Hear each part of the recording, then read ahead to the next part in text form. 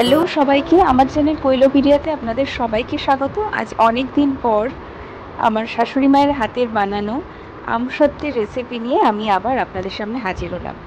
গরমকালে প্রত্যেকেরই বাড়িতে কম বেশি আম থাকে এবং অনেক সময় ভীষণ গরমের কারণে আমগুলো নরম হয়ে যায়, একটু হালকা পচে যায়। তো আমরা তখন মন খারাপ করে বসে থাকি যে কী করবো এই আমগুলোতে। সাথে অনেক সময় আমরা আমগুলোকে ফেলেও দিই, কিন্তু আমগুলোকে আজকে না ফেলে যে আমগুলো একটু নরম হয়ে যায় বা হালকা পচে যায়, সেইগুলো দিয়েই আমসত্ত্ব কীভাবে সহজভাবে বানাবো সেটাই আপনাদের সাথে শেয়ার করছি। দেখতেই পাচ্ছেন, প্রথমে আমটাকে একটি পাত্রে জলে ভিজিয়ে রাখা হয়েছিল কিছুক্ষণের জন্য। এরপরে আমের খোসা ছাড়িয়ে আমের ভেতরের অংশটা একটা ঝাঁঝরি পাত্রে রেখে দেওয়া হলো।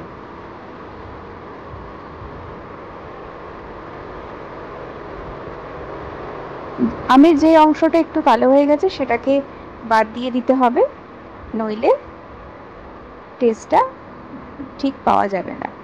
এরপরে ঝাঁঝরি পাত্রে আমগুলোকে রেখে আঁটিগুলোকে বাদ দিয়ে ভালো করে ঘষতে হবে এবং আমের পাল্পটা বার করে নিতে হবে,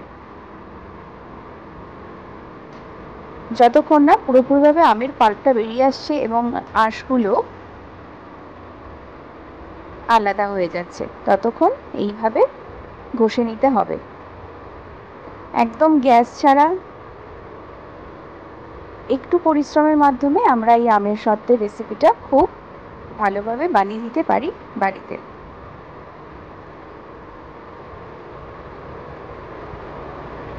দেখতে পাচ্ছেন আমের পাল্প একদম বেরিয়ে গেছে খুব সুন্দরভাবে। এরপরে যেহেতু আগে থেকে থালায় আমসত্ত্ব দেওয়া ছিল, সেই আমসত্ত্ব দেওয়ার ওপরেই আমের পাল্পটা দিয়ে দেওয়া হলো। আমার শাশুড়ি মাকে আমি জিজ্ঞেস করেছিলাম যে কীভাবে এটা দেওয়া হয়েছিল। উনি বলেছিলেন যে থালায় একটু সাদা তেল ভালোভাবে মাখিয়ে নিয়ে তারপরে আমের এই পাল্পটাকে ছড়িয়ে দিতে হবে ঠিক এইরকমভাবে, এবং রোদে শুকিয়ে দিতে হবে। যেমন আমরা বড়ি শুকোই শীতকালে, ঠিক কটকটে রোদে এই আমসত্ত্ব কিন্তু দিলে খুব সুন্দরভাবে শুকিয়ে যাবে।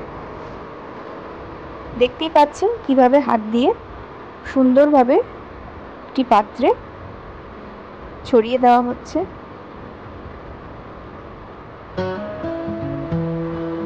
এটা ততক্ষণ রোদে রাখতে হবে যতক্ষণ না আমসত্ত্ব পুরোপুরিভাবে শুকিয়ে যাচ্ছে। সেটা একদিনও লাগতে পারে বা একদিনের বেশিও লাগতে পারে।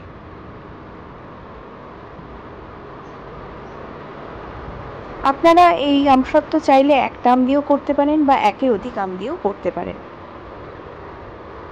দেখতেই পাচ্ছেন রোদে শুকোতে দেওয়া হয়ে গেছে এবং শুকিয়ে যাওয়ার পরে হাত দিয়ে তুললেই বেরিয়ে আসবে খুব সুন্দরভাবে এই আমসত্ত্ব, এবং একটি পেপারের ওপর রেখে দিলে আমসত্ত্ব একদম রেডি। খেতে কিন্তু দারুণ হয়।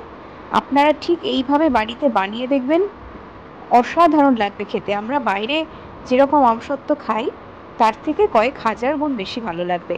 আশা করি আজকের আমসত্ত্বের রেসিপিটা আপনাদের খুব ভালো লাগবে, এবং ভালো লাগলে আমার চ্যানেলটিকে অবশ্যই সাবস্ক্রাইব করে দেবেন।